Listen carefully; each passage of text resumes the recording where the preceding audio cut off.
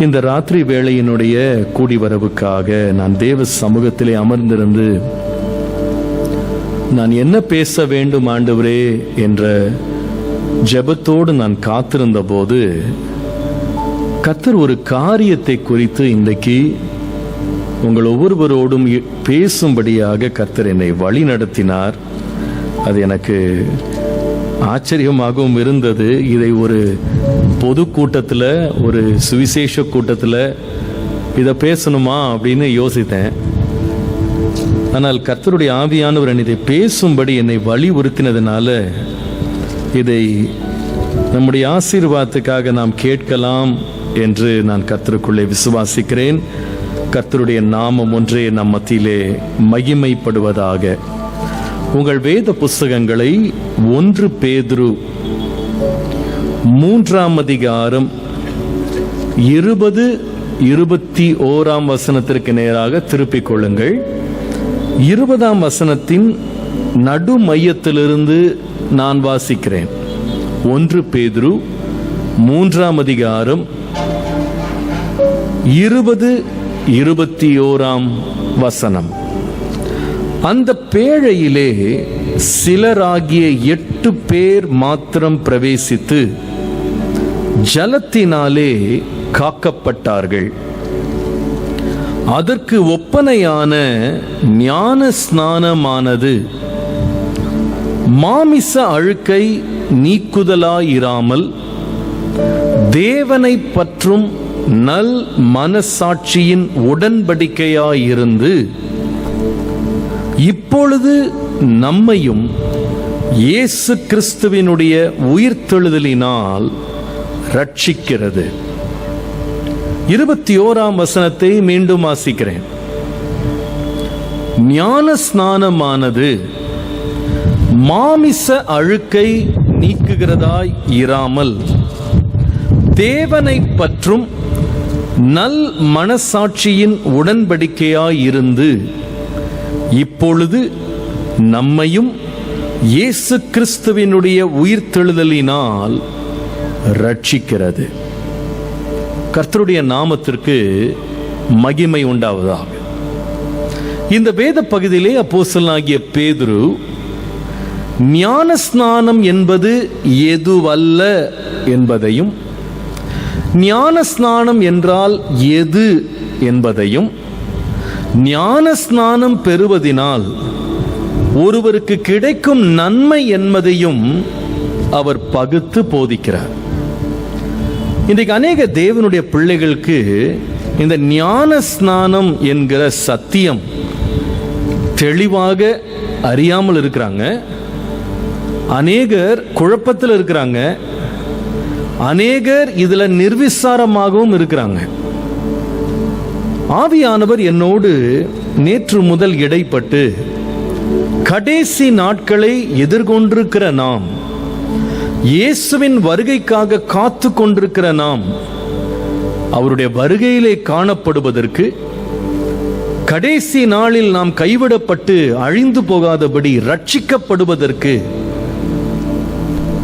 நாம் செய்ய வேண்டியது என்ன என்பதை ஆவியானவர் என்னோடு உணர்த்தி பேசி, ஆண்டவருடைய பிள்ளைகள் அதை குறித்து அறிந்திருக்கவும், அதிலே எச்சரிப்பாயிருக்கவும், அதிலே எடுக்க வேண்டிய தீர்மானங்களை கர்த்தர் கொடுத்த காலத்தில் எடுக்கவும் கர்த்தர் என்னோடு இடைபட ஆரம்பித்தார். இன்றைக்கு இந்த ஞான ஸ்நானத்தை குறித்து உங்களோடு போதிக்க ஆவியானவருடைய துணையை கொண்டு வாஞ்சிக்கிறேன். முதலாவது, ஏன் ஞான ஸ்நானம் பெற வேண்டும்? Why should we take baptism?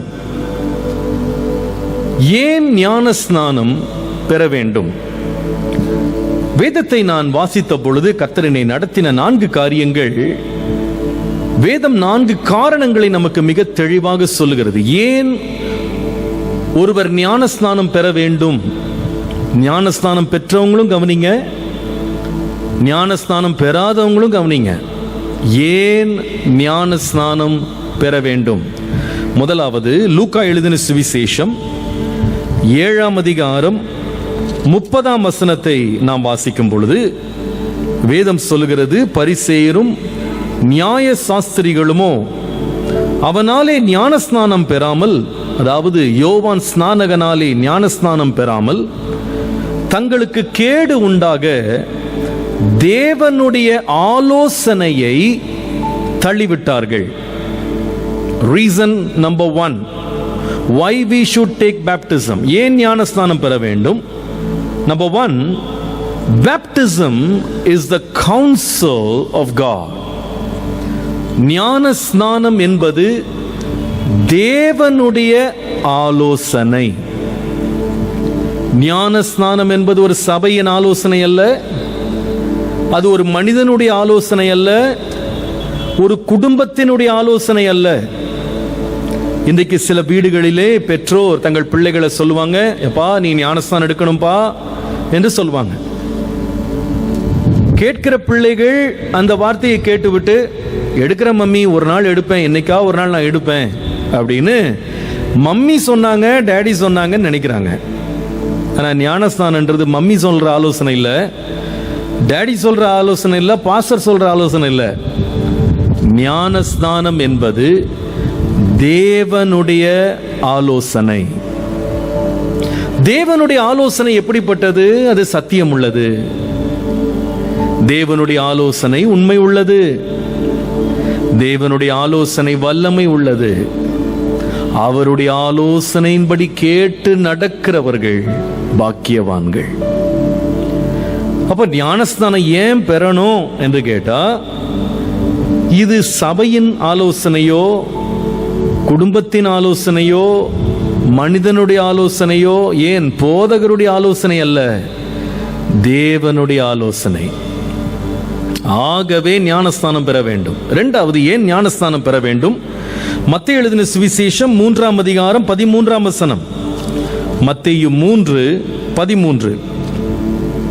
அப்பொழுது யோவானால் ஞானஸ்தானம் பெறுவதற்கு இயேசு கலிலேயாவை விட்டு யோர்தானுக்கு அருகே அவனிடத்தில் வந்தார். யோவான் அவருக்கு தடை செய்து, யார் ஞானஸ்தானம் கொடுக்க வந்தானோ அவனே தடை செய்தான். யோவான் இயேசுவுக்கு தடை செய்து, நான் உம்மாலே ஞானஸ்நானம் பெற வேண்டியதா இருக்க நீர் என்னிடத்தில் வரலாமா என்றான். இயேசு அவனுக்கு பிரதியுத்தரமாக, இப்பொழுது இடங்கொடு, இப்படி எல்லா நீதியையும் நிறைவேற்றுவது நமக்கு ஏற்றதா இருக்கிறது என்றார். அப்பொழுது அவருக்கு இடம் கொடுத்தான். Why should we take baptism? ஏன் ஒருவர் ஞானஸ்நானம் பெற வேண்டும்? இரண்டாவது முக்கியமான காரணம், baptism was confirmed by Jesus himself. ஞானஸ்நானம் பெற வேண்டும் என்பது வேறு யாராலும் அல்ல, இயேசு கிறிஸ்துவினாலே உறுதி செய்யப்பட்டது. இந்த உலகத்திலே ஞானஸ்நானம் பெற அவசியம் இல்லாத ஒருவர் உண்டானால் அது இயேசு மாத்திரம்தான். ஆனால் இயேசுவே ஞானஸ்நானம் பெற வேண்டும் என்று அந்த சத்தியத்தை உறுதிப்படுத்தினார். தானே போய் ஞானஸ்நானம் பெற்று நீதியை நிறைவேற்றுவதற்கு நம் எல்லாருக்கும் முன் அடையாளமாக, முன்னோடியாக சென்றார். யோவான் ஸ்நானகன் ஞானஸ்நானம் கொடுக்கும்படி அனுப்பப்பட்டவன் சொல்லுகிறான், ஆண்டவரே நீங்க எனக்கு கொடுக்கணும், நான் உமக்கு கொடுக்க கூடாது. ஆனா இயேசு அதை சம்மதிக்கவில்லை. நாம் ஞானஸ்நானம் பெற வேண்டியது அவசியம். ஞானஸ்நானம் பெறுவதினால்தான் எல்லா நீதியையும் நாம் நிறைவேற்றுகிறோம் என்று இயேசு ஞானஸ்நானம் பெற்றார்.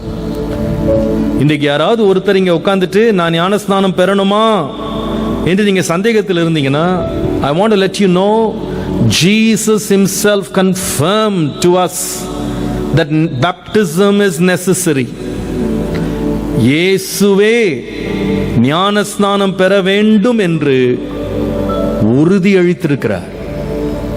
ஒருவேளை ஞானஸ்நானம் பெறுவது வேண்டுமானால் பெறலாம், வேண்டாம் என்றால் விட்டுவிடலாம் அப்படின்ற ஒரு சாய்ஸ் தெரிந்தெடுப்பா இருக்குமானால், அது ஒரு ஆப்ஷனா இருக்குமானால், யோவான் ஸ்நானகன் இயேசுவை தடை செய்த போது, சரிப்பா நீயே சொல்லிட்ட நான் ஞானஸ்தானம் பெற வேண்டான்னு, மற்றவங்களுக்கு கூட நான் இன்னும் வேடிக்கை பார்க்கிறேன் என்று இயேசு சொல்லியிருப்பார்.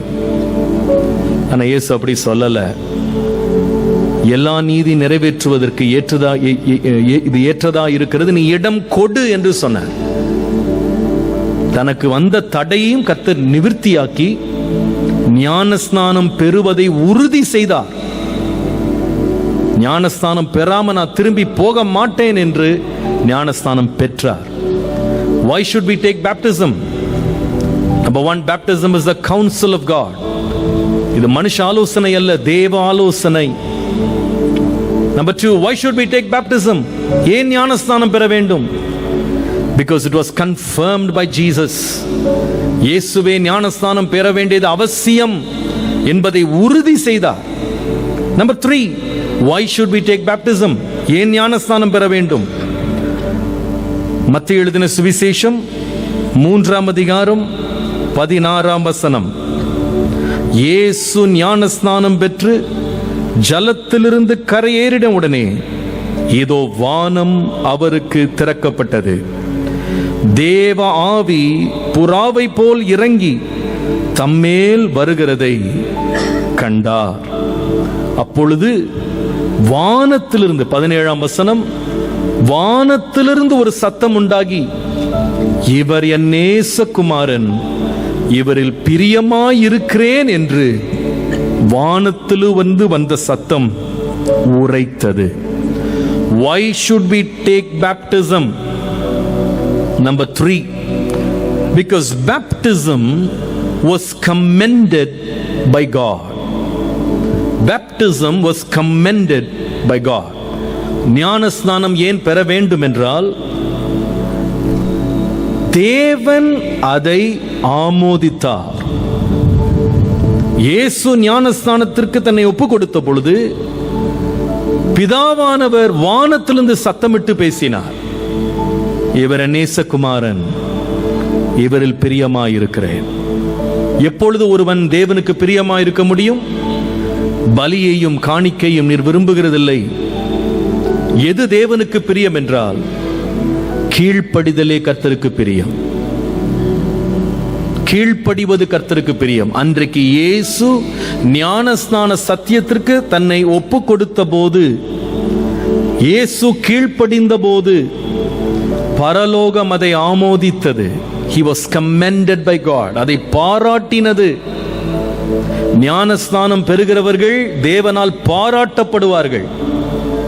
ஏனென்றால் அது தேவனுக்கு பிரியமானது, அது தேவனுக்கு உகந்தது, அது கர்த்தருடைய நீதியை நிறைவேற்றுகிறது, அது தேவனுக்கு கீழ்ப்படுகிறது.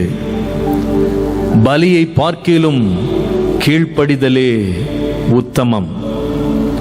மனுஷனால் புகழப்படுகிறவன் உண்மையான புகழ்ச்சியை பெறுகிறவன் அல்ல, கர்த்தரால் புகழப்படுகிறவனே உத்தமன். ஹல்லேலூயா. இன்னைக்கு நீங்க எல்லார்ட்டையும் புகழ்ச்சியை பெற்றிருக்கலாம், எல்லாருடைய பாராட்டி நீங்க பெற்றிருக்கலாம், அநேக இடத்துல பதக்கங்கள் வாங்கியிருக்கலாம். ஆனா வானம் திறந்து தேவன் உங்களை புகழ வேண்டுமா? ஞானஸ்நானம் பெறுவதுதான் வழி. ஞானஸ்நானம் பெறும் பொழுது தேவன் அவரை பாராட்டினார். அதனாலே ஞானஸ்நானம் பெறுவது அவசியம். அவசியம். எங்கே ஞானஸ்நானம் பெற்றார்? எப்பொழுது இவர் புகழப்பட்டார்? வேதம் சொல்லுகிறது, அவர் தண்ணீரில் இருந்து கரை ஏறின பொழுது. அப்பொழுது என்ன ஞானஸ்நானத்தை இது சொல்லுகிறது? இது முழுகி ஞானஸ்நானம் பெறுவதை சொல்லுகிறது. வேதத்தின்படி பார்க்கும் பொழுது தண்ணீரை தெளித்து ஞானஸ்நானம் கொடுப்பது வேத சத்தியம் அல்ல. தண்ணீரில் முழுகி எடுப்பதுதான் வேத சத்தியம். இதை நீங்கள் அறிந்து கொள்ள வேண்டும்.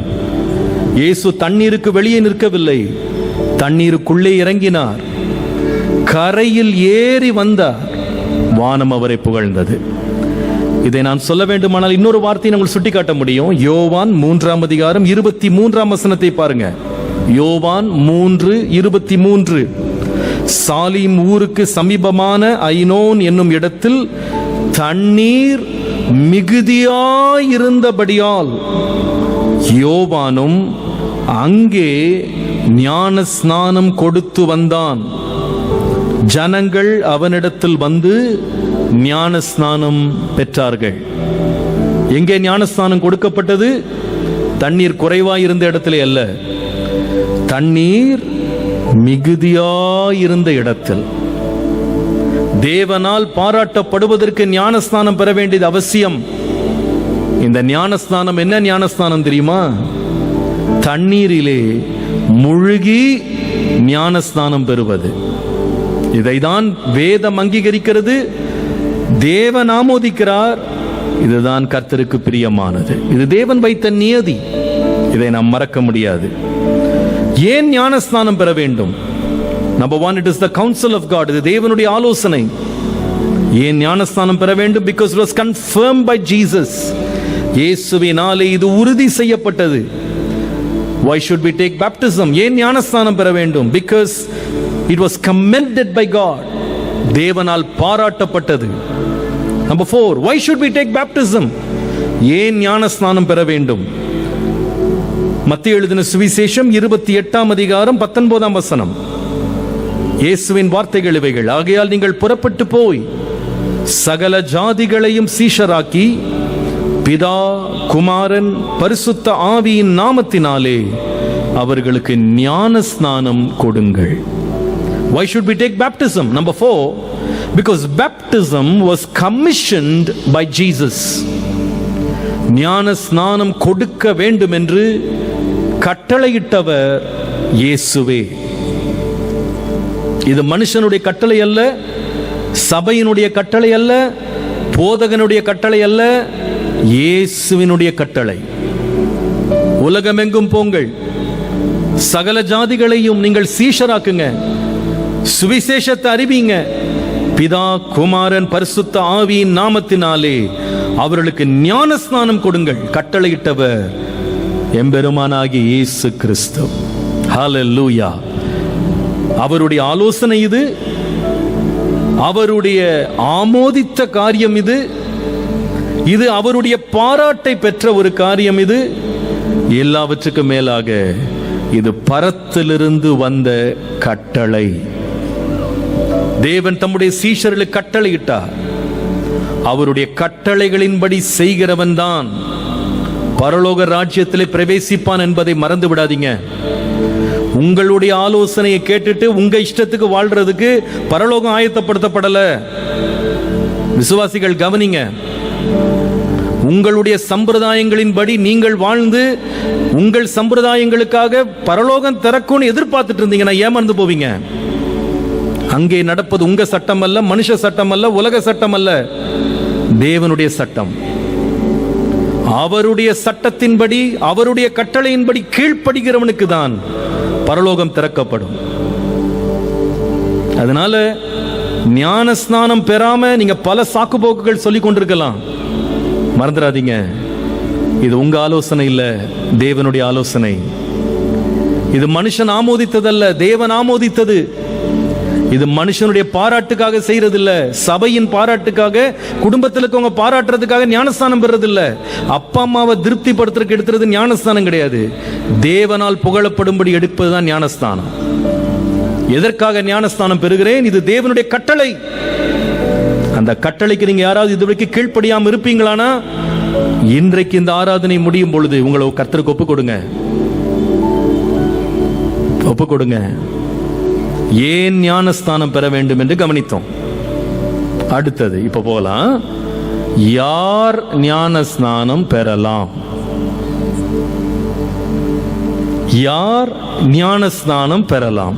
Who can be baptized? அல்லது யாருக்கு ஞானஸ்நானம் கொடுக்க வேண்டும்? யார் ஞானஸ்நானம் பெற வேண்டும்?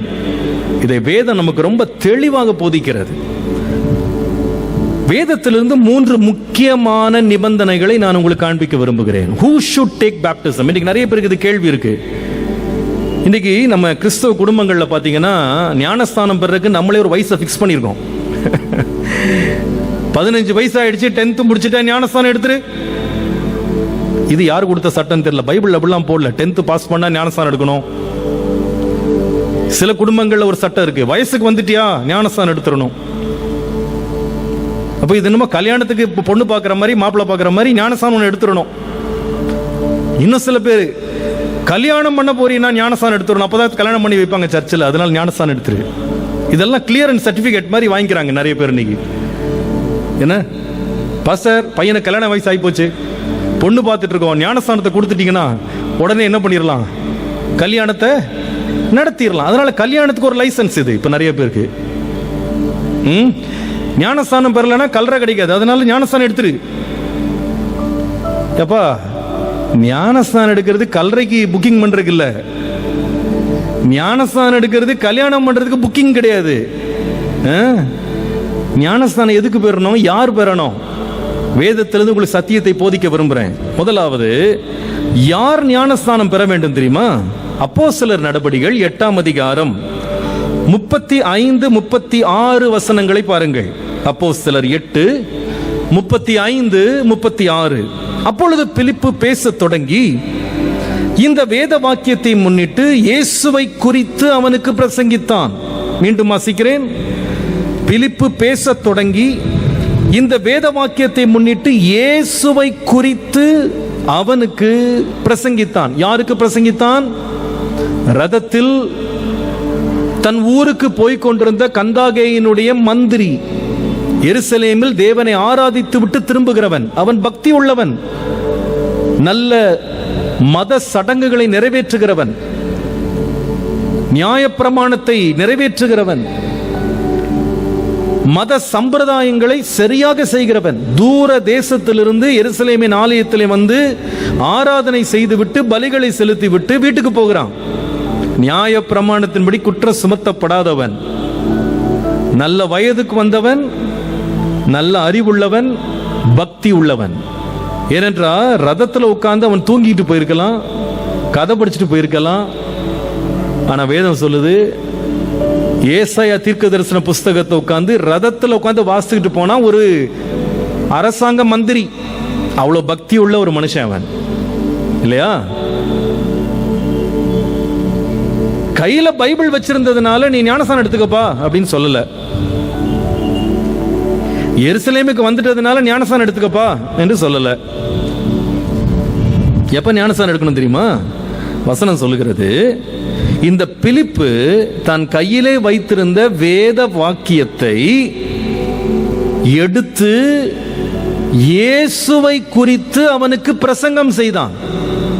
இப்ப நடந்த என்னன்னா 36ஆம் வசனத்துல, இவ்விதமாய் அவர்கள் வழி நடந்து போகையில் தண்ணீர் உள்ள ஒரு இடத்திற்கு வந்தார்கள்.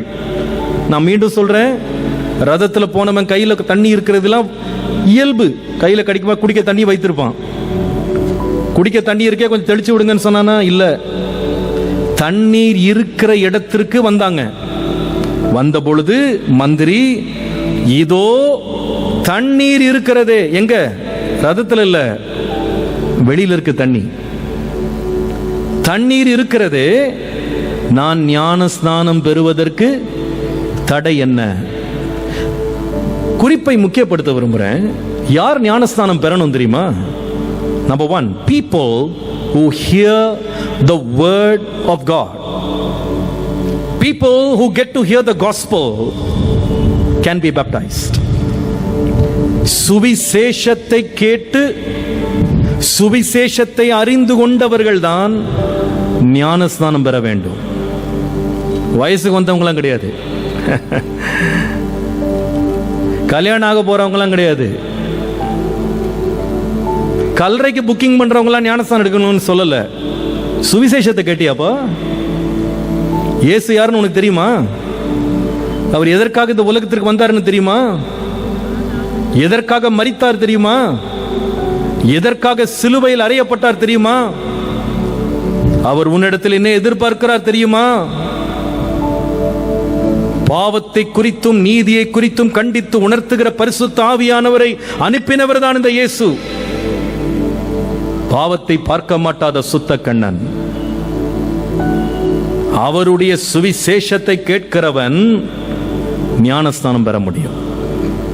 நீங்க நிறைய பேர் சர்ச்சுக்கே போகாம, வசனமே கேட்காம, பைபிளே திறந்து படிக்காம, இயேசுனா யாருன்னே தெரியாம, சண்டே ஸ்கூல்ல இயேசுவை பத்தி 2-3 கதையை படிச்சுட்டு வயசு வந்த உடனே நான் ஞானஸ்தானம் எடுத்துக்கிறேன் பாஸ்டர். இல்ல, உனக்கு சுவிசேஷம் அறிவிக்கப்படணும். நீ ஒரு பாவி, எல்லா மனுஷனும் பாவம் செய்து தேவ மகிமையற்றவனாக போய்விட்டான்.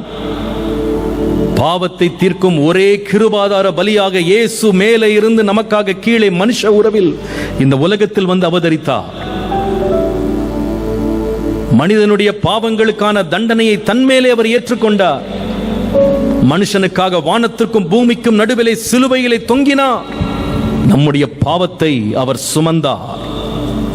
அவரை ஏற்றுக்கொள்ளுகிற எவனும் கெட்டு போகாமல் நித்திய ஜீவனை அடையும்படி அவரை தந்தருளி இவ்வளவாய் தேவன் உலகத்தில் அன்பு கூர்ந்தார். இந்த சுவிசேஷத்தை அறியாதவன் ஞானஸ்தானம் பெற தகுதியற்றவன். சுவிசேஷத்தை கேட்கிறவர்கள் ஞானஸ்தானம் பெற வேண்டும். சுவிசேஷத்தை கேட்கிறவர்கள் ஞானஸ்தானம் பெற வேண்டும். லூக்கா எழுதின சுவிசேஷம் 3ஆம் அதிகாரம் 7ஆம் வசனம். தன்னிடத்தில் ஞானஸ்தானம் பெறும்படி புறப்பட்டு வந்த திரளான ஜனங்களை யோவான் ஸ்நானகன் நோக்கி, விரியன் பாம்பு குட்டிகளே, வருங்கோபத்திற்கு தப்பித்துக் கொள்ள உங்களுக்கு வகை காட்டினவன் யார்? வகை காட்டினவன் யார்? யார் இவங்க?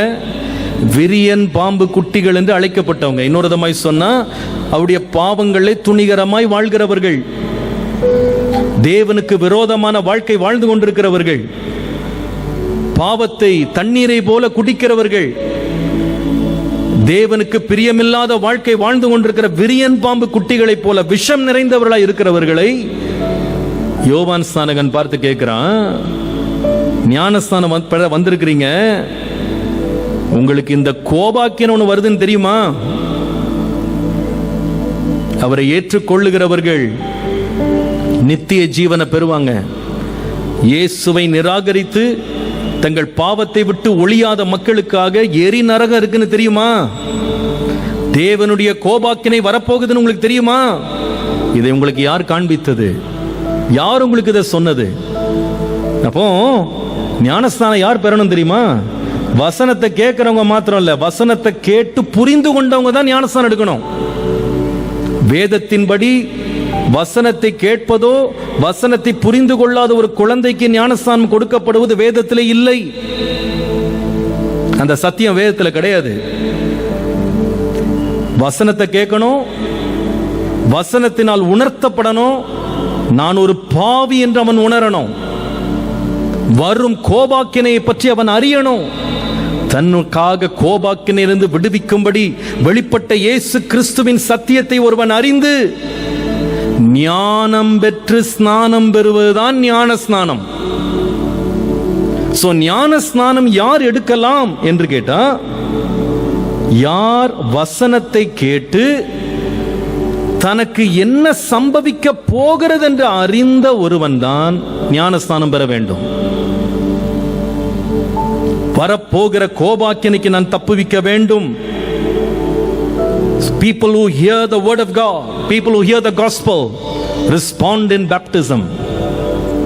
அன்றைக்கு பேதுரு பெந்தேகோஸ்தே நாளில் அங்கே கூடியிருந்த அத்தனை மக்களுக்கு முன்பாக இயேசுவின் சுவிசேஷத்தை அறிவித்தான். வசனத்தை கேட்டவர்கள் வந்து சொன்னார்கள், ஆண்டவரே, ஆண்டவன்மாரே, நாங்கள் என்ன செய்ய வேண்டும்? ரட்சிக்கப்படுவதற்கு என்ன செய்ய வேண்டும்? வசனத்தை கேட்டு அதற்கு ரெஸ்பாண்ட் பண்ணவங்களை பார்த்து தான் சொன்னாரு, ஞானஸ்நானம் பெறுங்க. To hear the word of God is important. To know the word of God is important. Don't take baptism blindly. குருட்டுத்தனமா ஞானஸ்நானம் எடுக்காதீங்க. குழந்தையாக ஞானஸ்நானம் பெறாதீங்க. வசனத்தை அறிந்து என்ன செய்கிறேன் என்று புரிந்து ஞானஸ்நானம் எடுங்க. அதுதான் வேதத்தின் சொல்லுகிற ஞான ஸ்நானம். So number one, people who hear the gospel and the word of God can take baptism. வசனத்தை கேட்ட பிறகு அமைதியா இருக்கிறீங்களா? ஞானஸ்தானம் பெறாமலே இருக்கிறீங்களா? இன்றைக்கு கர்த்தருடைய சத்தத்தை கேட்டீங்களானா ஞானஸ்தானத்துக்கு ஒப்பு கொடுங்க. கோபாக்கினை வந்து கொண்டிருக்கிறது. தேவனுடைய நியாய தீர்ப்பு வெளிப்பட போகிறது. ஆண்டவர் ஒரு நாள் வெள்ளாடையும் செம்மறையாடையும் பிரிக்க போகிறார். தம்முடைய வசனத்திற்கு கீழ்ப்படிந்தவனையும் தன் வசனத்துக்கு எதிர்த்தவனையும் கர்த்தர் பிரிக்க போகிறார். நம்ம இஷ்டத்திற்கு வாழ்ந்துட்டு நம்ம இஷ்டத்திற்கு பரலோகம் திறக்கும் நீங்க கனவு கண்டுட்டு இருக்காதீங்க. அவரே வாசல். அவரை அல்லாமல் ஒருவனும் நித்திய ஜீவனுக்குள்ள பிரவேசிக்க முடியாது. ஐயா, நீங்க பெரிய பணக்காரனா இருக்கலாம், பெரிய படிப்பாளியா இருக்கலாம், பெரிய சொத்து சேர்த்திருக்கலாம், உங்களுக்கு இயேசு கதவு திறக்க மாட்டாரு. நீங்க நிறைய பட்டம் படிச்சிருக்கலாம், ஏன் பைபிள் காலேஜில் படிச்சிருக்கலாம், நீங்க ஊழியம் செய்யலாம், உங்க இஷ்டத்துக்கு நீங்க ஆண்டவருடைய ராஜ்யத்துக்குள்ள வர முடியாது. அவர் தான் வாசல், அவரே வழி, அவரே சத்தியம், அவரே ஜீவன். அவருடைய வசனத்திற்கு நடுங்குகிறவனையே நோக்கி பார்ப்பேன். கர்த்தருடைய வசனத்தை கேட்டு நடுங்கி வரப்போகிற நியாய தீர்ப்புக்கு நான் என்னை ஆயத்தப்படுத்தணும். நியாய தீர்ப்புக்கு பிழைத்திருந்து தப்பித்திருந்து நான் நித்திய ஜீவனை சுதந்தரிக்கணும்னு சொல்லி இருதயத்தில் குத்தப்பட்டு கர்த்தருக்கு கீழ்ப்படுகிறவர்கள் தான் ஞானஸ்தானம் பெறணும். இன்னைக்கு நிறைய பேர் பல முறை ஆண்டவர் உங்களோடு பேசியும் ஞானஸ்தானத்தை தள்ளி போட்டுட்டே இருக்கிறீங்க. நான் எல்லா இடத்துலையும் சொல்ற ஒரு காரியம்தான். எங்க சபையில் ஒரு முறை சென்னையில் ஒரு தம்பி வெளியூர்ல இருந்து படிக்கிறதுக்காக வந்திருந்தான். ஏனென்றால் அவங்களோட சொந்தக்காரங்க எங்க சபைக்கு வந்துட்டு இருந்தாங்க. அதனால அவனும் அங்க வந்து சென்னையில் வந்து தங்கி அவன் படிச்சுட்டு இருந்தான், கல்லூரி படிச்சுட்டு இருந்தான். ரொம்ப அருமையான பையன், ரொம்ப பக்தி உள்ள பையன். அதுக்கு நான் சாட்சி சொல்ல முடியும். நல்ல ஜெபம் பண்ணுவான், நல்ல பைபிள் வாசிப்பான், ஆலயத்துக்கு கரெக்டான டைமுக்கு வருவான், எல்லா காரியங்கள்லையும் பங்கெடுப்பான், கூட்டங்களில் பங்கெடுப்பான், எல்லாவற்றிலையும் பங்கெடுப்பான். நான் அவனிடத்தில் ஒரு நாள் அவனுடைய பக்தியை பார்த்து நானே ரொம்ப கவரப்பட்டு ஒரு நாள் கேட்டேன், இதை தம்பி ஞானஸ்தானம் எடுத்துட்டீங்களான்னு கேட்டேன். அண்ணா நான் சீக்கிரம் எடுத்துருவேண்ணே அப்படின்னா. சரிப்பா, நீ ஆண்டவர் உனக்கு பேசுவார், நீ பேசும்போது அமைதியாக இருக்காத, ஞானஸ்தானம் பெற்றுன்னு சொன்னேன். சரின்னு சொல்லிட்டேன். அவனுடைய படிப்பு முடிய போகிறது. அவன் வந்து சென்னையில் படித்து முடிச்சுட்டு திரும்ப அவன் ஊருக்கு கிளம்பி போக போகிறான். நான் அவனை பார்த்து கேட்டேன், என்னப்பா 4 வருஷம் இந்த பட்டணத்தில் இருந்த, எங்கள் சபைக்கு வந்துட்டு இருந்த, பல முறை நீ ஞானஸ்தான உபதேசத்தை கேட்ட, ஞானஸ்தானம் பெற்றியாப்பான்னு கேட்டேன். அண்ணா சீக்கிரம் பெற்றுவேண்ணே, சீக்கிரமாக நான் வாங்கிடுவேன், ஞானஸ்தானம் பெற்றுவேன். போயிட்டேன், ஊருக்கு போயிட்டேன். கொஞ்ச நாள் கழித்து அவனுடைய கல்யாண கார்டை வந்து எனக்கு அனுப்பியிருக்கான் வாட்ஸ்அப். எனக்கு ரொம்ப சந்தோஷம், அந்த பையனுக்கு கல்யாணம் ஆகுதுன்னு. அந்த ஊழியக்காரனை விடுவேனா, உடனே நீ டெக்ஸ்ட் போட்ட, ஹேவ் யூ டேக்கன் பேப்டிசம், ஞானஸ்தானம் பெற்று விட்டாயா என்று கேட்டு. வெரி சூன் பதில் என்னது, வெரி சூன், சீக்கிரமா எடுத்துரும். நான் எதுவும் சொல்லலை, விட்டுட்டேன். கொஞ்ச நாள் கழித்து அவன் இன்னொரு கார்டு அனுப்பியிருந்தான். அது என்னன்னா அவனுடைய குழந்தையினுடைய ஃபர்ஸ்ட் பர்த்டே கார்டு அனுப்பியிருந்தான். எனக்காக பிள்ளைக்காக ஜெபம் பண்ணிக்கிடுங்க அண்ணே அப்படின்னு சொல்லி நான் ஜெபம் பண்ணிட்டு உடனே டெக்ஸ்ட் போட்டேன், ஞானஸ்தானம் எடுத்துட்டியாப்பான்னு கேட்டேன். அவன் சொன்னா, அண்ணே வெளிநாட்டில் வேலை தேடிக்கிட்டு இருக்கேண்ணே, சீக்கிரமா ஞானஸ்தானம் எடுத்துருவேன். நான் விட்டுட்டேன். சில ஆண்டுகளுக்கு முன்பாக நாங்கள் குடும்பமாக ஆஸ்திரேலியாவில் ஊழியம் செய்யறதுக்காக நாங்கள் போயிருந்தோம். சிட்னியில் ஊழியம். அந்த சிட்னியில் ஒரு கடை வீதியில் நாங்கள் ஒரு காரியமாக போயிட்டு இருக்கிறோம். இந்த பையன் எதிரில் நடந்து வர்றான். என்னால் நம்ப முடியல, பார்த்து அதிர்ந்து போனேன். இந்த பையன் என்ன இங்கே இருக்கான், இவன மாதிரியே வர யாராதோன்னு யோசித்தேன். அவன் என்ன பார்த்தேன், அவனுக்கு ஒரே ஷாக். அண்ணா நீங்கள் என்ன இங்கே இருக்கிறீங்க? ஆமாப்பா, இங்கே ஊழியத்துக்காக வந்தேன். நீ என்னப்பா இங்கே இருக்கிறேன்னு கேட்டேன். சொன்னா, இங்கே நான் வேலை கிடைச்சிட்டேன், இங்கே வேலை செஞ்சுட்டு இருக்கேன். உடனே என்ன ஒரு காஃபி ஷாப் கூட்டு போயிட்டு உட்கார வச்சு, நம்ம ஏதாவது குடிக்கலாம் சாப்பிடலான்னு உட்காந்தோம். நல்லா பேசிட்டு இருந்தோம், ஒருத்தரை விசாரித்தோம். ரொம்ப சந்தோஷம். ரொம்ப வருஷம் கழிச்சு பார்த்தோம். நான் விடுவேனா, ஞானஸ்தானம் எடுத்துட்டியாப்பான்னு கேட்டேன். அவன் என்ன பதில் சொன்னான் தெரியுமாங்க? அண்ணே, யோர்தானில் போய் ஞானஸ்தானம் எடுக்கலான்னு இருக்கேன். நான் சொன்னேன், நீ யோர்தான்ல போய் ஞானஸ்தானம் எடுக்கிறதுக்குள்ள யோர்தான் நதியே வத்தி போயிடும். இப்பவுமே முட்டி வரைக்கும் தான் தண்ணி இருக்கு. நீ எந்த காலத்துல போய் யோர்தான்ல எடுக்கிறது? இப்ப வேற யுத்தம் வேற ஆரம்பிச்சிருச்சு. எப்போ போய் யோர்தான்ல ஞானஸ்நானம் எடுக்கிறது? இன்னைக்கு நிறைய பேர் மற்ற எல்லாத்துக்கும் நேரம் வச்சிருக்கிறாங்க, கர்த்தருடைய வார்த்தை கீழ்ப்படிறதுக்கு தான் டைம் செட் பண்றாங்க. கல்யாணத்துக்கு ரெடி தான், குழந்தை பர்த்டே கொண்டாடுறதுக்கு ரெடி தான், வெளிநாட்டுக்கு வேலைக்கு போறதுக்கு ரெடி தான், சம்பாதிக்க நேரம் இருக்கு, எல்லாத்துக்கும் நேரம் இருக்கு. கர்த்தருடைய வார்த்தையை கீழ்ப்படிறதுக்கு தான் நேரம் இல்லை. வேதம் சொல்லுது, வசனத்தை கேட்டுட்டீங்களா, இன்னொரு நாள் நீங்க தாமதிக்க கூடாது. அன்றைக்கு அந்த கந்தேகாயின் மந்திரி ரதத்துல போய் கொண்டிருக்கும் போதே ஞானஸ்நானத்தை பற்றி, இயேசு கிறிஸ்துவை பற்றி சுவிசேஷம் கேட்டான். அவன் ஞானஸ்நானம் பெறத தள்ளி போடுறதுக்கு எத்தனையோ சாக்கு போக்குகளை அவனால் சொல்லியிருக்க முடியும். ரொம்ப டயர்டா இருக்காங்க, ஆண்டவர் பேசிட்டார், நான் ஊருக்கு போயிட்டு நான் ஞானஸ்நானம் பெற்றுக்கொள்றேன். மாற்றுறதுக்கு ட்ரெஸ் இல்லை, அப்புறமா ஞானஸ்நானம் பெறேன். வீட்டில் ஒய்ஃப்ட்ட ஒரு வார்த்தை சொல்லிடுறேன், என் ஹஸ்பண்ட் ஒரு வார்த்தை சொல்லிடுறேன், எங்கள் அப்பா அம்மாட்ட ஒரு வார்த்தை கேட்டுட்டு சொல்கிறேன், எங்கள் வீட்டில் எல்லாரையும் கொஞ்சம் விசாரித்து கொஞ்சம் கலந்து பேசிட்டு ஞானஸ்நானம் எடுக்கிறேன். எத்தனையோ சாக்கு போக்குகள் அவன் சொல்லியிருக்க முடியும், சொல்லலை. கர்த்தர் பேசிட்டாரா, அந்த வார்த்தைக்கு உடனே கீழ்ப்படிவேன். உடனே. இன்னைக்கு நிறைய பேர் ஞானஸ்தான சத்தியம் கேட்ட உடனே, ஏன்பா ஞானஸ்தானம் எடுக்க ஒப்பு கொடுக்கலான்னு கேட்டா, மம்மிட்ட கேட்டு சொல்லலான் இருக்கேன், அப்பாட்ட கேட்டு நான் சொல்லலான் இருக்கேன், என் ஒய்ஃப்ட்ட ஒரு வார்த்தை கேட்டுக்கிறேன் பாஸ்டர். நான் அடிக்கடி யோசிப்பேன், அப்பா அம்மாட்ட கேட்டு சொல்றது ஒன்றும் தப்பு இல்லை, ஆனா இதை போலதான் நம்ம வாழ்க்கையில் எல்லாமே கேட்டு கேட்டு தான் செய்யறோமோ. பாவம் செய்யறதுக்கு முன்னால அப்பா அம்மாட்ட ஒரு வார்த்தை கேட்டு செய்யலான் இருக்கேன், சொல்றோம்.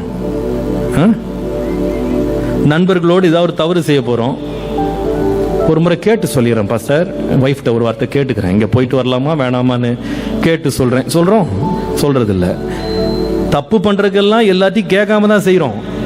ஆனா ஞானஸ்நானம் பெறணும், தேவ நீதியை நிறைவேற்றணும்னா உடனே ஒரு சாக்கு போக்கு கண்டுபிடிக்கிறோம். எப்படி இதை தாமதிக்கலாம், எப்படி தள்ளி போடலாம்? இல்ல, வசனத்தை கேட்டாயா, உனக்கு புரிந்து விட்டதா, ஆவியானவர் உன்னோடு பேசிட்டாரா, உடனே ஞானஸ்நானம் பெறு. ஞானஸ்நானம் பெறுவதற்கு தடை இல்லை, உடனே. நாளைக்கு உன்னுடைய நாள் அல்ல. கர்த்தர் உன்னோடு பேசினால், இன்று அவருடைய சத்தத்தை கேட்டால், வனாந்திரத்திலே கோபம் மூட்டினது போல இருதயத்தை கடினப்படுத்தாதிருங்க, உடனே கீழ்ப்படி. யார் ஞானஸ்நானம் பெற வேண்டும்? முதலாவது வசனத்தை கேட்கிறவர்கள், சுவிசேஷத்தை கேட்கிறவர்கள் ஞானஸ்நானம் பெறணும். ஒரு தேவ மனுஷனை விதமாய் சொன்னார், ஒரு முறை நீ சுவிசேஷத்தை கேட்டு கர்த்தருடைய வார்த்தை உன்னிடத்திலே வந்து சேர்ந்து விட்டால், அதற்கு கீழ்ப்படியாமல் அடுத்த முறை சுவிசேஷத்தை கேட்க உனக்கு உரிமை இல்லை என்று சொன்னார். மீண்டும் சொல்லுகிறேன், if you have heard the gospel once and you have not responded to it, you cannot have the rights to hear the gospel one more time. வசனத்தை ஒரு முறை கேட்டு அதற்கு கீழ்ப்படிய மனதில்லாமல் இருதயத்தை கடினப்படுத்திக் கொண்டு இன்னொரு முறை கர்த்தரின் இடத்தில் பேச வேண்டும் என்று கேட்பது உன் உரிமை அல்ல. ஒரு முறை கர்த்தர் பேசுவார், உடனே கீழ்ப்படி என்று கேட்கிறார். இன்றைக்கு அவருடைய சத்தத்தை கேட்டுவிட்டு இந்த கூட்டத்தை விட்டு கீழ்ப்படியாமல் போய்விடக்கூடாது. இன்றைக்கு கீழ்ப்படிவேன். ஏன்? கர்த்தரினோடு பேசினார், அவருடைய சத்தத்துக்கு நான் செவி கொடுப்பேன். Who can be baptized? People who hear the gospel. Number 2, who can be baptized? அப்போஸ்தலர் நடபடிகள் 18ஆம் அதிகாரம் 8ஆம் வசனம். ஜெப ஆலய தலைவனாகிய கிறிஸ்பு என்பவன் தன் வீட்டார் அனைவரோடும் கர்த்தரிடத்தில் விசுவாசம் உள்ளவனானான். கொரிந்தியரில் அநேகரும் சுவிசேஷத்தை கேட்டு விசுவாசித்து ஞானஸ்நானம் பெற்றார்கள். Who can be baptized? Number 2, people who put their faith on the Lord Jesus Christ.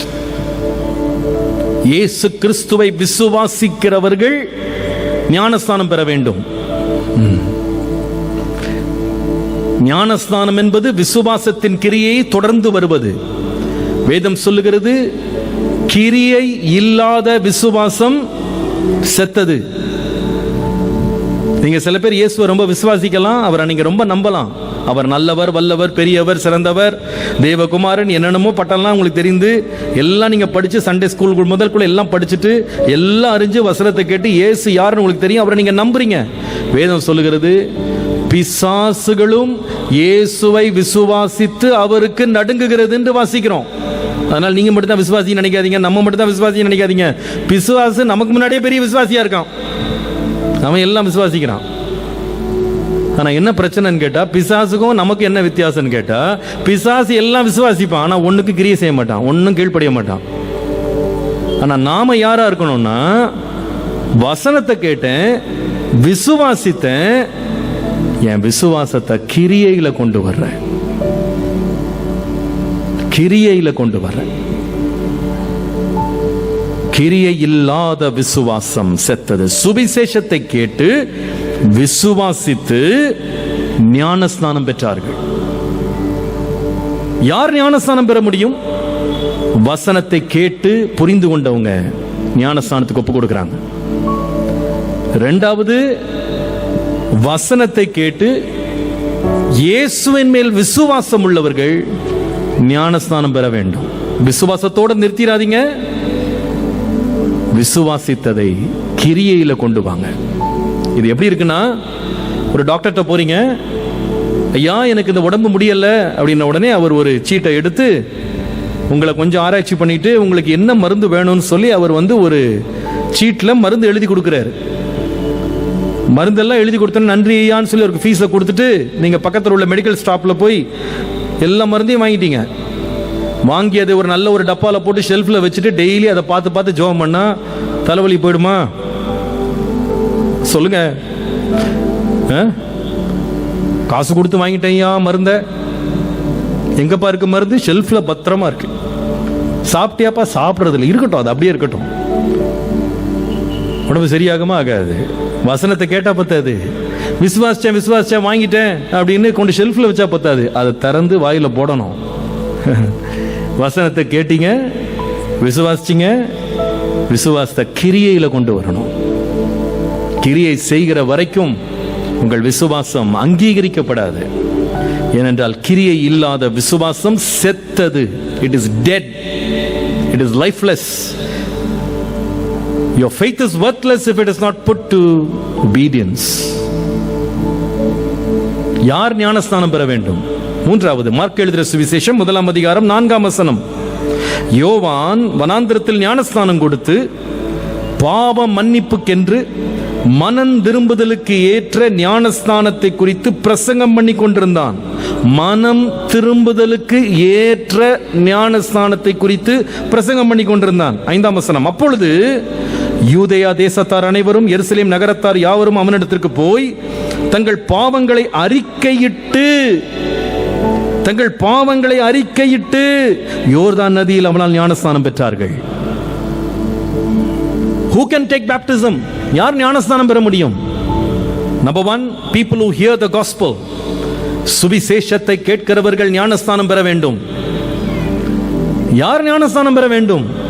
இயேசுவின் மேல் விசுவாசம் உள்ளவர்கள் ஞானஸ்நானம் பெற வேண்டும். Those who put their faith on Jesus. Number 3, who can take baptism? யார் ஞானஸ்நானம் பெற வேண்டும்? தங்கள் பாவங்களை அறிக்கையிட்டு மனம் திரும்புகிறவர்கள் ஞானஸ்நானம் பெற வேண்டும். இன்றைக்கு இந்த ஞான ஸ்நானம் என்பதன் சத்தியத்தை அறியாத அநேக தேவனுடைய பிள்ளைங்க ஞான ஸ்நானத்தை ஒரு வேடிக்கை பொருளா மாத்திட்டாங்க, அதை ஒரு சடங்காக மாத்திட்டாங்க. மனம் திரும்புதலும் கிடையாது, பாவ மன்னிப்பும் கிடையாது. வயசுக்கு வந்துட்டேன், இந்த குடும்பத்தில் பிறந்துட்டேன், இந்த சர்ச்சில் பிறந்துட்டேன், இந்த வேலையை செய்யணும்னு விரும்புறேன், அதுக்காக ஞானஸ்தானம். ஆனா வாழ்க்கையில மாற்றம் உண்டா? எந்த மாற்றமும் இல்லை. பாவத்தை குறித்த உணர்வும் கிடையாது, பாவ மன்னிப்பும் கிடையாது, பாவ அறிக்கையிடுதலும் கிடையாது, மனம் திரும்புதலும் கிடையாது. ஆனா ஞானஸ்நானம் யார்ப்பா ஞானஸ்நானம் எடுக்கலாம்? மனம் திரும்புறவங்க, பாவத்தை அறிக்கையிடுறவங்க. என்ன அறிக்கையிடுறேன்? ஆண்டவரே, நான் ஒரு பாவி, நான் செய்தது தவறு, என் பாவத்தை விட்டு நான் ஒழிகிறேன், நான் பாவத்தை விட்டு ஓய்கிறேன், இயேசுவுக்காக வாழுவேன். அவங்க தான் ஞானஸ்தானம் பெறணும். ஒரு முறை ஒரு இடத்துல ஒரு மனுஷன் ஞானஸ்தானம் எடுக்க வந்தார். பாஸ்டர் அவரை தொட்டிக்குள்ள இறக்கி ஞானஸ்தானம் கொடுக்கறதுக்காக அவரை தண்ணிக்குள்ள முக்கினா வலது கையை மாத்திரம் மேல தூக்கிக்கிட்டாராம், தண்ணிக்குள்ள முக்காம. பாஸ்டர் எவ்வளவோ ட்ரை பண்றாரு, இவர் கையை மட்டும் முக்க மாட்டேன்ட்டார். கடைசியில் ஞானஸ்தானம் எடுத்து வெளியே விட்ட பிறகு கேட்டாராம், ஏப்பா ஞானஸ்தானம் எடுக்கிறேன்னு வந்துட்டு கையை மட்டும் உள்ள முக்காம மேல இப்படி தூக்கிக்கிட்டேப்பா தண்ணிக்கு மேல, என்ன விஷயம்னு கேட்டாராம். அவன் சொன்னானா, பாஸ்டர் போன மாசத்திலிருந்து ஒருத்தனை தேடிட்டு கிடக்கேன், எனக்கு பண்ண துரோகத்துக்கு செவிட்டில் ஒரு அரையணும்னு நினைச்சான் பாஸ்டர், கையில் அகப்படலை, அதனால அதுக்குள்ள ஞானஸ்தானம் வந்து போச்சு. அதனால ஞானஸ்தானம் எடுத்துட்டு போய் ஒரு அரைச்சிட்டு நம்ம கையை மட்டும் தண்ணியில் முக்கிக்கிறேன் நான். இது என்னங்க ஞானஸ்தானம்? இது மனம் திரும்புதலே கிடையாது, பாவ மன்னிப்பே கிடையாது.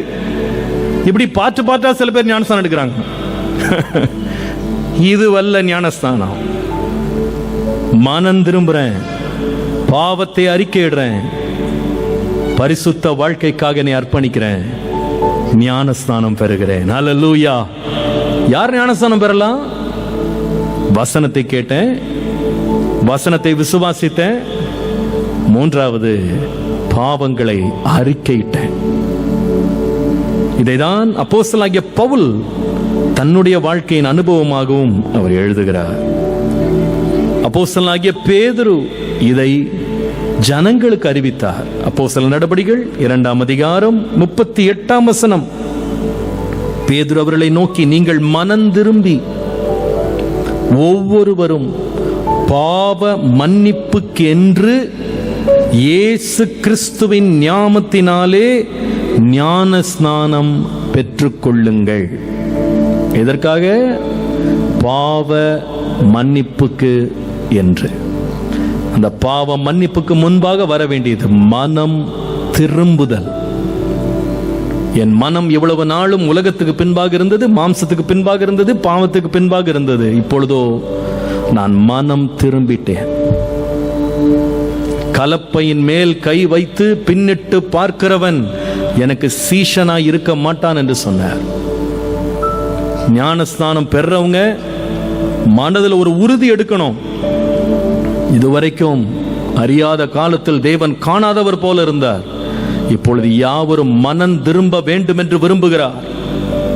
வசனத்தை கேட்டிருக்கிறேன், வரப்போகிற கோபாக்கினை குறித்து அறிந்திருக்கிறேன், நான் மனம் திரும்பி ஞானஸ்நானம் பெறணும், அப்ப நான் ரட்சிக்கப்படுவேன். ஹல்லேலூயா. இந்த ஞானஸ்நானம் என்பது நான் இன்னைக்கு எத்தனை முறையா நான் சொல்லி உங்களுடைய இருதயத்தில் இதை நான் ஆழமா பதிக்க முடியும் எனக்கு தெரியல. இது மிக மிக முக்கியமானது. ஏன் முக்கியம் தெரியுமாங்க? ஏன் ஒரு செய்தியவே நான் ஞானஸ்தானத்துக்காக கொடுக்கணும்னு கர்த்தர் ஏவுறாருன்னு கேட்டா, நீங்க வசனத்தை படித்தீங்கன்னா அதனுடைய சாராம்சத்தை புரிந்து கொள்வீங்களானா, அதனுடைய அர்ஜென்சியையும் அதனுடைய சீரியஸ்னஸ் நீங்க புரிந்து கொள்வீங்க. இந்த ஞானஸ்தானத்தை பற்றி பேசும்போது பேதுரு எந்த சம்பவத்தோட ஞானஸ்தானத்தை கனெக்ட் பண்றாருன்னு கேட்டா, ஆரம்பத்தில் வாசித்தது போல 1 பேதுரு 3ஆம் அதிகாரம் 21ஆம் வசனத்துல, பேழையிலே சிலராகி 8 பேர் மாத்திரம் பிரவேசித்து ஜலத்தினால் காக்கப்பட்டார்கள். அது நமக்கு தெரியும். நோவாவின் காலத்தில் உலகம் முழுவதும் தண்ணீரால் அழிக்கப்பட்டது. 8 பேர் மாத்திரம்தான் பேழைக்குள்ள நுழைந்து அந்த தண்ணீரில் இருந்து காக்கப்பட்டார்கள் என்று வசனம் சொல்லுது. அதை சொல்லிட்டு இப்ப 21ஆம் வசனத்துல பேதுரு எழுதுறாரு, அதற்கு ஒப்பனையான ஞானஸ்தானம். எதற்கு ஒப்பனையான ஞானஸ்தானம்? உலகம் முழுவதையும் அழிவுக்குள்ளே கொண்டு வந்த மிகப்பெரிய ஜலப்பிரளயத்துல 8 பேர் மாத்திரம் பேழைக்குள்ள போய் காப்பாற்றப்பட்டாங்க பாருங்க. அந்த சம்பவத்திற்கு ஒப்பனையான ஞானஸ்தானம் சொல்றாரு.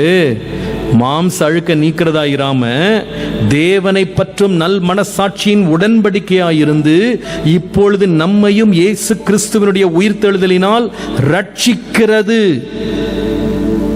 ரட்சிக்கிறதுன்ற வார்த்தையின் அர்த்தம் என்ன தெரியுமா? காப்பாற்றுகிறது, உயிர் பிழைக்க வைக்கிறது, நம்மை மீட்டுக் கொள்ளுகிறது. எதுல இருந்துப்பா காப்பாற்றுறாரு? ஞானஸ்நானத்தின் மூலமா. எதுல இருந்து காப்பாற்றுறாருன்னு கேட்டா, அன்றைக்கு நோவாவின் காலத்துல உலகம் முழுவதும் பாவத்துல கிடக்கும் போது மனுஷனுடைய நினைவுகளின் தோற்றங்கள் எல்லாம் பொல்லாததென்றும் அது அக்கிரமத்தினால் நிறைந்திருக்கிறது என்றும் கர்த்தர் கண்டு பூமி முழுவதையும் அழிச்சு போட்டாரு. அதே போல மனுஷகுமாரன் காலத்துல நடக்கும். அன்றைக்கு தண்ணீரால் உலகம் முழுவதும் அழிக்கப்பட்டது. இந்த நாட்களில் தண்ணீரால் அல்ல, அக்கினிக்கிரையாக இந்த பூமி வைக்கப்பட்டிருக்கிறது. தேவ நியாய தீர்ப்பு வரும்போது இந்த பூமி பற்றி எரியும். ஒருவனும் தப்பிக்க முடியாது. இந்த பூமியின் மேல் வரப்போகும் கோபாக்கினைக்கு ஒருவன் தப்பிக்க வேண்டுமானால் அவன் என்ன எடுக்கணும் தெரியுமா? ஞானஸ்நானம் எடுக்கணும். ஞானஸ்நானம் பெறணும். என் வசனத்தை கேட்டுக்கொண்டு நீங்க யாராவது ஞானஸ்நானத்துக்கு ஒப்பு கொடுக்காம நீங்க இந்த இடத்த விட்டு வெளியே போறீங்க அப்படின்னா நீங்க என்ன சொல்றீங்க தெரியுமா? அந்த கோபாக்கினைக்கு என்ன நான் ஆயத்தப்படுத்திட்டேன், அந்த கோபாக்கினை என் மேல வரட்டும். உலகத்தின் மேல் வரப்போகும் நியாய தீர்ப்பு என் மேல வர்றதுக்கு என் நியாய தீர்ப்பை நானே என் தலையின் மேல எழுதுறேன்னு சொல்லிட்டு தான் நீங்க வெளியே போறீங்கன்றத மறந்துடாதீங்க. தேவனுடைய ஊழியக்காரனாக உங்களுக்கு நான் எச்சரிக்கிறேன். இன்னைக்கு ஒருவேளை நீங்க இன்னைக்கு வாக்குத்தத்த செய்தி கேட்டு வந்திருக்கலாம், ஆசீர்வாத செய்தி எதிர்பார்த்து வந்திருக்கலாம், ஏராளமா கேட்டுட்டோம். நாட்கள் பொல்லாதவைகளானபடியால் காலத்தை பிரயோஜனப்படுத்திக் கொள்ளுங்கள் என்று வேதம் சொல்லுகிறது. காலம் செல்லாதுப்பா, நாளைக்கு உன்னுடைய நாள் அல்ல. தேவனுக்கு முன்பாக நீ நிற்க வேண்டுமானால் உன் படிப்பு, உன் பட்டம், உன்னுடைய பதவி, உன்னுடைய பணம் உன்னை காப்பாற்றாது. அன்றைக்கு குடித்து வெறித்து பெண் கொண்டு பெண் கொடுத்து நட்டு அவர்கள் அறுவடை செய்து வாழ்ந்து சுகித்திருந்த காலம் அந்த நோவாவின் காலம். ஆனா ஒருத்தர் கூட தப்பிக்கல. நம்முடைய பணத்தையோ பட்டத்தையோ பதவியையோ அழகையோ பிரம்மாண்டத்தையோ பார்த்து மயங்குகிறவர் கர்த்தர் அல்ல. அதெல்லாம் பார்த்து அவர் மயங்கிறது இல்ல.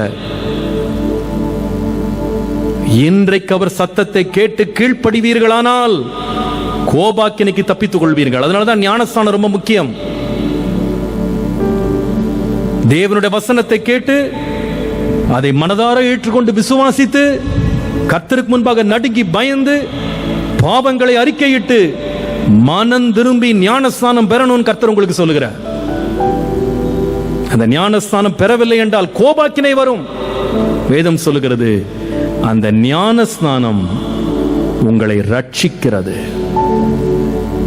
ஞானஸ்நானம் என்றால் அது ஒரு பேக்கேஜ். வசனம் கேட்டேன், விசுவாசித்தேன், மனம் திரும்பினேன், பாவத்தை அறிக்கையிட்டேன், ஞானஸ்நானம் பெற்றேன். முடிவு என்னன்னா ரட்சிப்பு. ரட்சிப்பு. இந்த ஆவியானவர் பேசுகிறதை காதுள்ளவன் கேட்க கடவன். இது முக்கியம். The importance of baptism. இன்றைக்கு கொஞ்ச நேரம் நான் ஞானஸ்தானம் பெற்றவங்களுக்காகவும் பேச விரும்புறேன். ஏன்னா நிறைய பேர் ஞானஸ்தானம் பெற்றுட்டாங்க. ஆனா ஞானஸ்தானம் பெற்றவங்க எப்படி வாழணும்னு சில பேருக்கு தெரியல. ஏனென்றால் வசனத்தை சரியா படிக்காம ஞானஸ்தானம் எடுத்தாங்க. அதனால இந்த ஞானஸ்தானத்துக்குள்ள என்னெல்லாம் இருக்குன்னு கொஞ்சம் தெரிஞ்சுக்கிட்டா நமக்கு நல்லா இருக்கும்னு நினைக்கிறேன். ரொம்ப நேரம் எடுக்க மாட்டேன். என் நேரம் 9:30, 15 மினிட்ஸ்ல சுவிசேஷத்தை சொல்லிட்டு தான் முடிக்கணும்னு இருக்கேன்.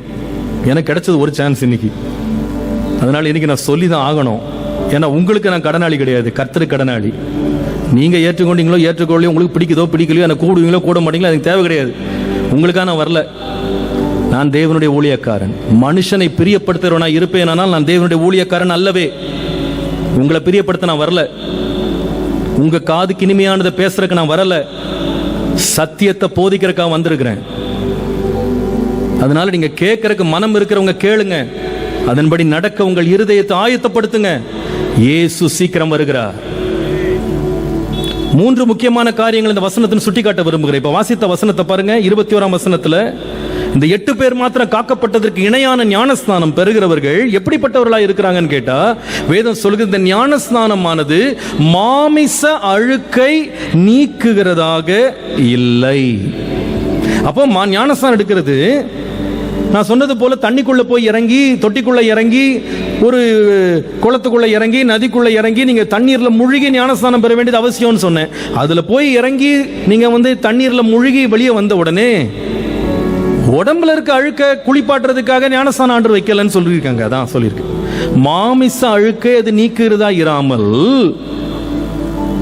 வேதம் சொல்லுகிறது நல் மனசாட்சியின் உடன்படிக்கையா இருக்கிறது. அப்போ ஞானஸ்நானம் என்பது முதலாவது எதற்கு நமக்கு கொடுக்கப்பட்டது என்றால், மனசாட்சியை சுத்திகரித்த ஒரு வாழ்க்கைக்கு நம்மை ஆயத்தப்படுத்துவதுதான் ஞானஸ்தானம். ஞானஸ்தானம் என்ன தெரியுமா? நிறைய பேர் நினைக்கிறாங்க, பாஸ்டர் நீங்க சொன்னபடி நான் வயதுக்கு வந்தா ஞானஸ்தானம் எடுத்தேன், வசனத்தை கேட்டு ஞானஸ்தானம் எடுத்தேன், விசுவாசிச்ச ஞானஸ்தானம் எடுத்தேன், மனம் திரும்பி ஞானஸ்தானம் எடுத்தேன், பாவத்தை அறிக்கையிட்டு ஞானஸ்தானம் எடுத்தேன். Very good, accepted. ஆனா ஞானஸ்தானம் பெற்றவருடைய மனசாட்சியை கர்த்தர் பார்க்கிறார். இது வெளியே யாருக்குமே தெரியாது. நம்முடைய இருதயத்தின் நினைவுகளையும் தோற்றங்களையும் கர்த்தர் அறிந்திருக்கிறார். அந்த மனசாட்சி சுத்திகரிக்கப்பட வேண்டும் என்று கர்த்தர் விரும்புகிறார். சுத்தமுள்ள இருதயத்தோடு வாழ்பவனை கர்த்தர் விரும்புகிறார். ஞானஸ்தானம் பெற்ற உடனே எல்லா பாவத்தையும் செய்யறதுக்கு லைசன்ஸ் கிடையாது. ஞானஸ்தானம் எதுக்கு பெற்றேன் தெரியுமா? சுத்தமான மனசாட்சியோடு ஜீவிக்கணும். சுத்தமான மனசாட்சி, பரிசுத்த வாழ்க்கைக்கு என்னை அர்ப்பணிக்கிறேன். இன்னைக்கு சில பேர் நினைக்கிறாங்க ஞானஸ்தானம் பெற்றேன் பரலோகத்தில் ரிசர்வேஷன் போட்டாச்சுன்னு நினைக்கிறாங்க. இல்ல, மாம்ச அழுக்க நீக்கிறது இல்லப்பா. இது சுத்த மனசாட்சியோடு வாழும்படி நம்மை கூப்பிடுகிற ஒரு அழைப்பு தான் ஞானஸ்தானம். பரிசுத்த வாழ்க்கை, பாவத்தை விட்டு, உலகத்தை விட்டு, மாம்சத்தை விட்டு, இச்சைகளை விட்டு, உலகத்தின் ஆசாபாசங்களை விட்டுட்டு தேவனுக்காக வாழுவேன் என்று அர்ப்பணிக்கிறதா ஞானஸ்தானம் பெற்ற வாழ்க்கை. நாய் தன் கக்கினதை திரும்ப தின்ன திரும்புவது போல இன்றைக்கு அநேகர் தங்கள் விட்ட பாவங்களை திரும்ப திரும்ப அதை போய் தொடராங்க. ஆவியானவர் பேசுறாரு, மனசாட்சியை கெடுத்து விடாத, சுத்த மனசாட்சியோடு இரு. ஹல்லேலூயா. இரண்டாவது, ஞானஸ்தானம் பெறறவங்க எப்படி இருக்கணும்? அந்த வசனம் சொல்லுகிற வார்த்தையை பாருங்க. It is not only the purifying of your conscience. உங்கள் பாவங்கள் போக கழுவப்பட்ட ஒரு வாழ்க்கை மாத்திரமல்ல ஞானஸ்தானம் பெற்ற வாழ்க்கை. இரண்டாவது முக்கியமானது, வேதம் சொல்லுகிறது சுத்த மனசாட்சியோடு தேவனை பற்றும் நல் மனசாட்சியின் உடன்படிக்கை. It not only purifies your conscience, it is also a pledge before God. தேவனுக்கு முன்பாக செய்யும் ஒரு உடன்படிக்கை. உடன்படிக்கை என்ன தெரியுமாங்க?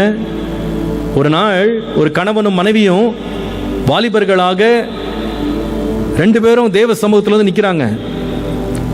கர்த்தருக்கு முன்பாக ஒரு உடன்படிக்கை செய்யறாங்க. என்ன செய்யறாங்க?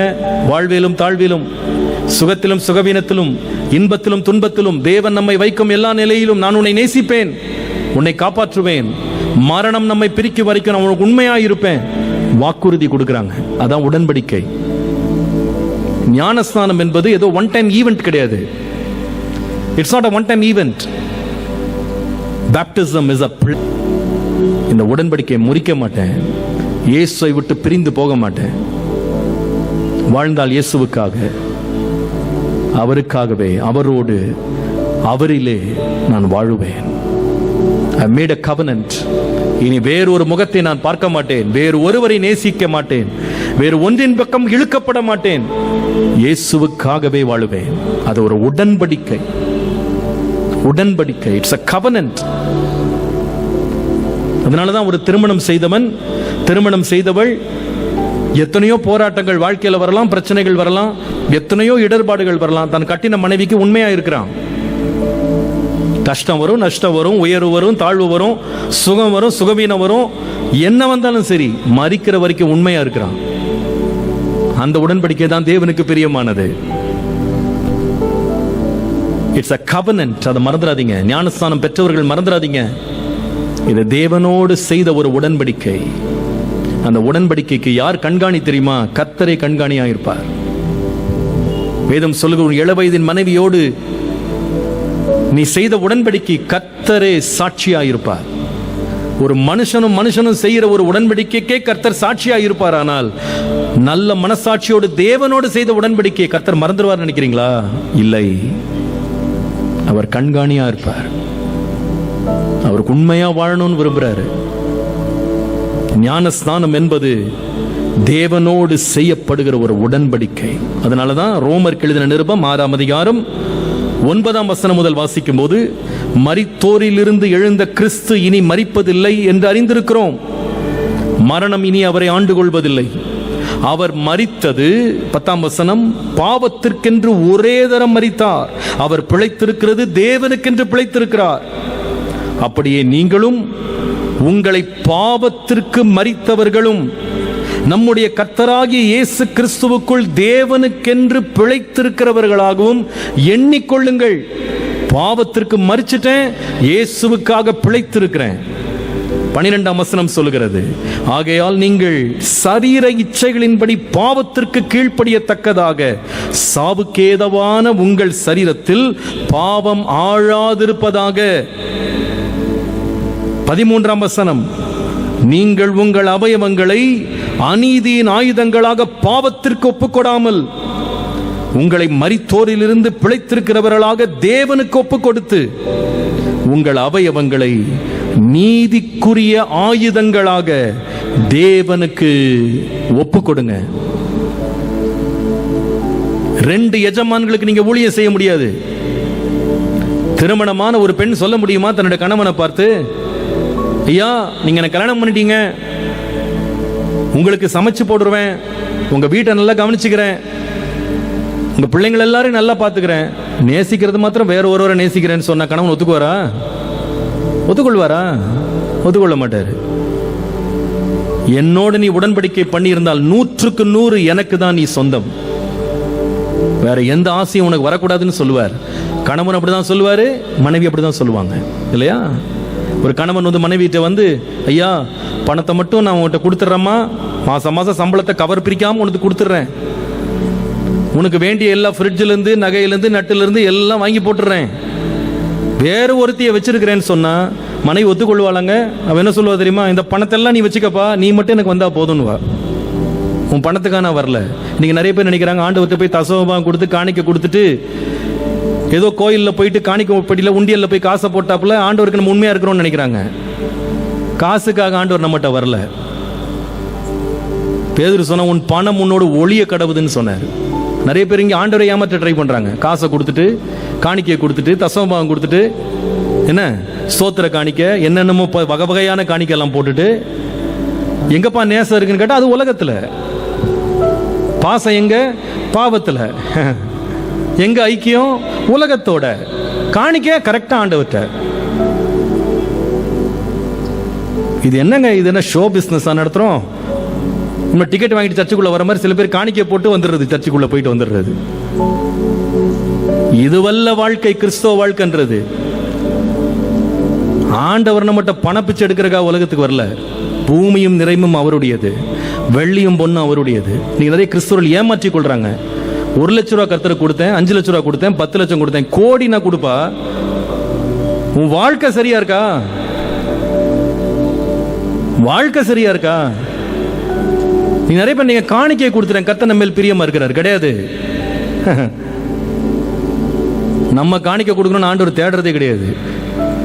நம்ம கொடுக்கிறது அன்பினால் கொடுக்கிறோம், உறவினால காணிக்கை கொடுக்கிறோமே தவிர காணிக்கையை கொடுத்துட்டு இதான் உடன்படிக்கை நம்ம வந்து என்ன பண்ண முடியாது, அதை நம்ம எழுத முடியாது.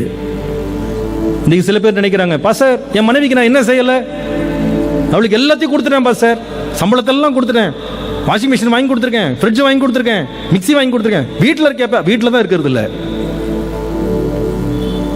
இது உடன்படிக்கையா? இது இல்ல. நீங்க நிறைய பேர் சர்ச்சுக்கு போயிடுறாங்க. சில பேர் சில புருஷர்கள் போறது போல சாப்பாட்டுக்கு வீட்டுக்கு போயிடுவாங்க. மற்ற நேரம் எங்க பாருக்கான்னு கேட்டா அதெல்லாம் கேட்காத, அது ஏன் வாழ்க்கைன்னுவாங்க. அது குடும்பமா? இல்ல. சில பேர் சர்ச்சுக்கு டைமுக்கு போய் உட்காந்துருவாங்க. 8 மணிக்கு போய் சர்ச்சில் உட்காந்துட்டு 10 மணி வரைக்கும் எப்படியோ கஷ்டப்பட்டு உட்காந்து எழுப்பி போயிடுவாங்க. நடுவில் காணிக்கையும் போட்டுருவாங்க. உனக்கும் கர்த்தருக்கு என்னப்பா உறவு?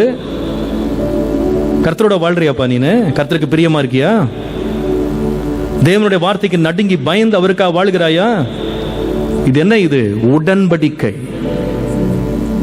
உடன்படிக்கை, மறந்துடாதீங்க அதை. உடன்படிக்கை. அந்த உடன்படிக்கைக்கு உண்மையா இருக்கணும்னு கர்த்தர் விரும்புறார்.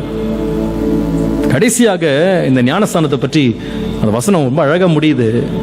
1 பேதுரு 3ஆம் அதிகாரம் 21ஆம் வசனம், அதற்கு ஒப்பனையான ஞானஸ்தானமானது மாம்ச அழுக்கை நீக்குகிறதா இராமல் தேவனை பற்றும் நல் மனசாட்சியின் உடன்படிக்கையாயிருந்து இப்பொழுது நம்மையும் இயேசு கிறிஸ்துவினுடைய உயிர்த்தெழுதலினால் ரட்சிக்கிறது.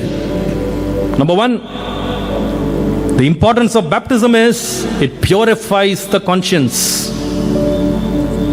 மனசாட்சியை சுத்திகரிக்கிறது ஞானஸ்நானம். Number 2, the importance of baptism is because it's a pledge before God. தேவனுக்கு முன்பாக செய்யப்படும் ஒரு உடன்படிக்கை.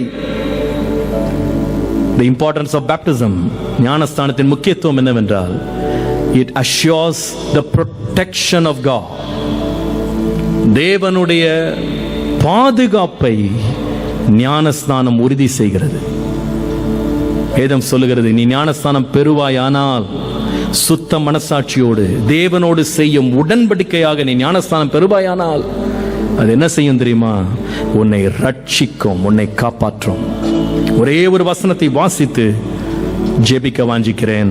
மார்க் எழுதின சுவிசேஷம் 16ஆம் அதிகாரம் 16ஆம் வசனம். ஒவ்வொருவரும் இதை கவனிக்க வேண்டும் என்று விரும்புகிறேன். மார்க் 16:16. விசுவாசம் உள்ளவனாகி ஞான ஸ்நானம் பெற்றவன் ரட்சிக்கப்படுவான், விசுவாசியாதவனோ ஆக்கினைக்குள்ளாக தீர்க்கப்படுவான். நான் சொல்லவில்லை, பரிசுத்த வேதம் இதை சொல்லுகிறது. நான் சொல்லவில்லை, நேற்றும் இன்றும் என்றும் மாறாத இயேசு இந்த வார்த்தையை சொன்னார். நான் சொல்லவில்லை, வானமும் பூமியும் ஒழிந்தாலும் என்னுடைய வார்த்தையின் ஒரு உறுப்பு கூட ஒழியாது என்று சொன்ன இயேசு திருவுளம் பற்றினார். ஞான ஸ்நானம் பெற்றவன், விசுவாசம் உள்ளவனாகி ஞான ஸ்நானம் பெற்றவன் ரட்சிக்கப்படுவான். விசுவாசிக்காம ஞான ஸ்நானம் பெறாம இருக்கிறவனோ ஆக்கினைக்குள்ளாக தீர்க்கப்படுவான். எல்லாரும் எழும்பி நிற்போம்.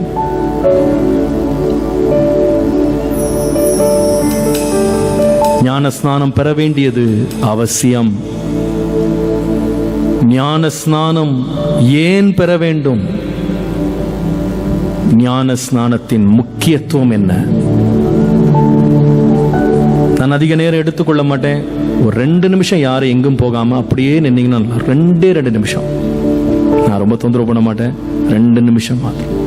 பாஸ்டர், இன்றைக்கு ஆவியானவர் என்னோட பேசினார். நான் இதுவரைக்கும் பல முறை ஞானஸ்தானத்தை பற்றி நான் கேட்டாலும் ஞானஸ்தானம் பெறதுக்கு நான் ஒப்பு கொடுக்கல. என்னமோ இருதயத்தை கடினப்படுத்திக்கிட்டேன். நான் வசனத்தை ஒழுங்கா கேட்கவும் மாட்டேன், கேட்ட வசனத்தை விசுவாசிக்கவும் மாட்டேன். பாவங்களை அறிக்கையிட்டு மனம் திரும்பி என் வாழ்க்கைக்குள்ள ஒரு மாற்றத்தை கர்த்தர் உண்டாக்குறதுக்கு நான் இடம் கொடுக்கல பாஸ்டர். ஆனா சர்ச்சுக்கு போவேன், எல்லா சடங்குகளை செய்வேன், சம்பிரதாயங்கள் எல்லாம் இருப்பேன், காணிக்க கொடுப்பேன், ஊழியம் செய்வேன், பாட்டு பாடுவேன், இன்ஸ்ட்ருமெண்ட் வாசிப்பேன், சர்ச்சில் ஊழியங்களை செய்வேன், வாலண்டியரா இருப்பேன், முன்னணியில் இருப்பேன். ஏன் சபையினுடைய நிர்வாகங்கள்லாம் நான் இருக்கிறேன். ஆனால் நித்திய ஜீவனுக்கு நான் ஆயத்தப்படலை பாஸ்டர். சர்ச்சில் எல்லாருக்கும் என்ன தெரியும், ஆனால் இயேசுவோடு மட்டும்தான் எனக்கு உடன்படிக்கை கிடையாது. இயேசுவை விசுவாசிக்கிறேன், ரொம்ப நேசிக்கிறேன், ஆனால் நான் ஞானஸ்தானம் பெறல பாஸ்டர். இதுவரைக்கும் நான் ஞானஸ்தானம் பெறல. என்னமோ தெரியல, நான் அந்த கடினப்படுத்தி தள்ளி போட்டே வந்துட்டேன். நான் பாவத்தை விட்டு ஒழியாம, பாவத்தை அறிக்கை பண்ணாம அப்படியே வாழ்ந்துட்டேன். ஞானஸ்தான சத்தியத்தை பத்தி நான் தெரிஞ்சு கூட நான் கீழ்ப்படியாம போயிட்டேன். இன்றைக்கு நான் கீழ்ப்படிய விரும்புறேன். எல்லாரும் கண்களை மூடி இருக்கும் போது, பாஸ்டர் இன்றைக்கு நான் கர்த்தருடைய வசனத்தை கேட்டு நான் ஞானஸ்தானம் பெற விரும்புறேன் அப்படின்னு சொல்றேன் ஒருவர் இருந்தா கூட, உண்மையா நான் சொல்றேன், நான் இன்னைக்கு செய்த பிரசங்கத்திற்கு எனக்கு விடை கிடைத்தது என்று நான் சொல்லுவேன். எனக்கு திருப்தியும் பலனும் வந்தது நான் சொல்லுவேன். ஆவியானவர் உங்களோடு பேசுறார். ஒருவேளை இங்க இருக்கலாம், ஆன்லைன்ல கூட நீங்க லைவ்ல கேட்டுக்கொண்டிருக்கலாம். இன்றைக்கு நான் ஞானஸ்தானம் பெற அர்ப்பணிக்கிறேன் சொல்றவங்க எல்லாரும் கண்களை மூடி இருக்கும் போது வலது கரத்தை உயர்த்துங்க. உங்களுக்கு நான் ஜெபிக்க விரும்புறேன். இது வரைக்கும் நான் ஞானஸ்தானம் பெறல, ஞானஸ்தானம் பெற விரும்புறேன். நல்லா உயர்த்துங்களேன், நல்லா உயர்த்துங்க. இயேசுக்காக தானே நீங்க செய்றீங்க, அதை கர்த்தரோட உடன்படிக்கை பண்றேன். ஹல்லேலூயா. இயேசுவின் பின்னே போக துணிந்தே, இயேசுவின் பின்னே போக துணிந்தே, இயேசுவின் பின்னே போக துணிந்தே, பின்னோக்கே நான், பின்னோக்கே நான், பின்னோக்கே நான், பின்னோக்கே. கரத்தை உயர்த்தி, நல்ல கரத்தை உயர்த்தி ஆண்டவர்கிட்ட சொல்லுங்க, உலகம் என் பின்னே, சிலுவை என் முன்னே. உலகம் என் பின்னே, சிலுவை என் முன்னே. உலகம் என் பின்னே, சிலுவை என் முன்னே. உலகம் என் பின்னே, சிலுவை என் முன்னே. பின்னோக்கே நான், பின்னோக்கே நான், பின்னோக்கே நான், பின்னோ. கரங்களை உயர்த்தி இயேசுவின் பின்னே, இயேசுவின் பின்னே.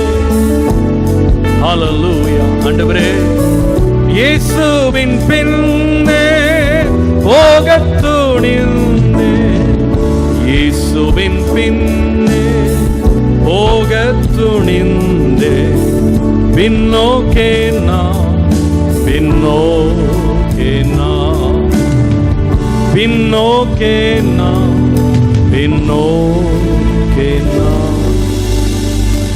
பாஸ்டர், நான் ஞானஸ்தானம் பெற்றுட்டேன், ஆனா நல்ல மனசாட்சியோட நான் வாழ்றது இல்லை பாஸ்டர். நான் உடன்படிக்கையில உண்மையா இருக்கிறது இல்லை பாஸ்டர். இன்றைக்கு நான் ஒரு மறுபடியும் கர்த்தருக்கு முன்பாக ஒரு தீர்மானம் எடுக்கிறேன். என் உடன்படிக்கையை நான் காத்துக்கொள்ள எனக்கு கிருபை தாங்கப்பா.